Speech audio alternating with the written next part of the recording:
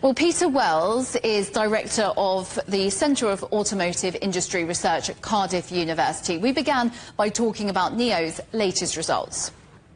Well, NIO is largely positioned in the upper segments of the vehicle market, both with a sort of SUV-style vehicle and a more traditional sedan. And both of those are really fairly premium priced in the market. So they're very much aiming at the upper echelons rather than the mass-produced, high-volume, smaller car segments at the moment. And Peter, which vehicles are doing well, would you say, in this market, and which ones are struggling?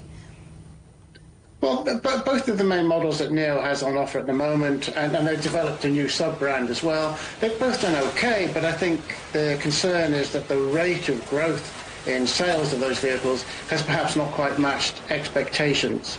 I mean, is this a very competitive market then, and how positive is this market of electric vehicles in the future? Well, the market's immensely competitive now, partly because there's been a slowdown in most of the major markets around the world in terms of the uptake of these electric vehicles.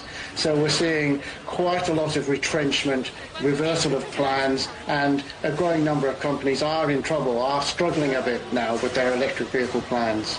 Yeah, Peter, you mentioned there that some companies are struggling. I mean, NIO has lost millions of pounds. I mean, what challenges in particular do you think are contributing to that? What's making things so difficult? I think in NIO's case, there's a couple of problems at the moment. One is they have a very capital-intensive business model. The rollout of their battery swap systems, which have been developing very well, nonetheless incurs a significant capital cost and has to be done in advance of the market for those kind of vehicles developing. So that's their key kind of core problem.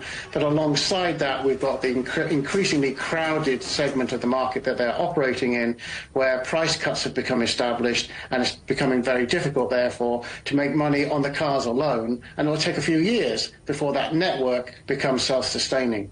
Yeah, interesting stuff, Peter. I mean, you mentioned a crowded market. So what can NIO do, for example, to differentiate itself from that then? What does it need to do? Well, NIO's got a very clear place in the market, but what it needs is other companies to support it in this attempt to develop the battery swap system as a really embedded ecosystem to support electric vehicle use. So that means partnerships, it means alliances, and NIO is busily developing those with key companies in China, but it's going to take some time before they also begin to deliver vastly higher numbers of use in those electric vehicle swapping stations. And such an important industry, finally. I mean, what is the current state of the global EV market, would you say? Well, I think there's a certain amount of consolidation going on in the global market at the moment, but the big investments are still going on.